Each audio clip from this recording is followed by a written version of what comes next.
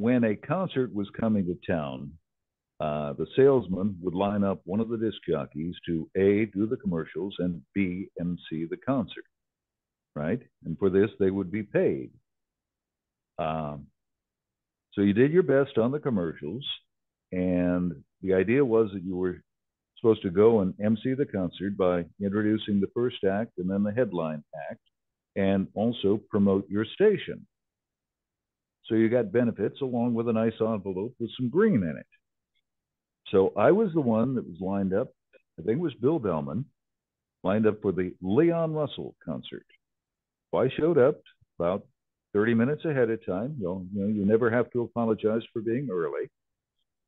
The stage manager grabbed me almost literally and said, look, when you're introducing the warm-up act, you can say anything you want about yourself, your radio stations, your other jocks, we don't care.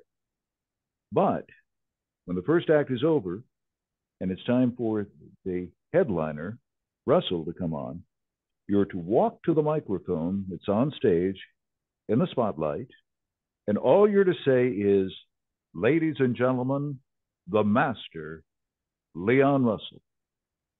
That's it. Say nothing more. Start, finish, done. A few minutes later, one of the touring managers came in and said, you're the disc jockey that's doing the thing? No. Said, you can do anything to the warm-up act, but boy, when it comes to Mr. Russell, you come in, hey, ladies and gentlemen, the master. Yeah, I got it. Shortly before I went on, another member of the production crew came in and gave the same exact instructions. And by this time, it's kind of like, hey, I think I've figured this out, right? I think I got it, guys. So I went out there, introduced the headliner after I had said who I was and mentioned the other 5 full-time jocks, and I think I mentioned the weekenders too, and I mentioned the current promotion and said, okay, now here's the warm-up act, right? Warm-up act gets done. They move a few things. The spotlight comes on to the single microphone in the center of the stage. And I walk up to it.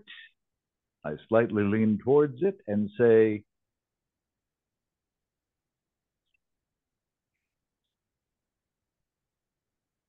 they had told me several times as to what I was to say in this lone microphone in the center of the stage, but they didn't tell the sound guy to turn the microphone on. So when I realized the mic wasn't on, this is the Swing Auditorium. It's got a balcony. It's huge, right? I came up with the loudest voice I've ever come up with in my life, and ladies and gentlemen. So I walk off. I get my envelope, right? Somebody said, we're sorry. I don't think it was anybody of any importance, but yeah. Now, I found that part of the story amusing, but I think the most amusing part of the story is the warm-up act was a piano player out of England who went on to a lot bigger success. It was Elton John. But it's the best I can do. My gift is my song, and this one's for you.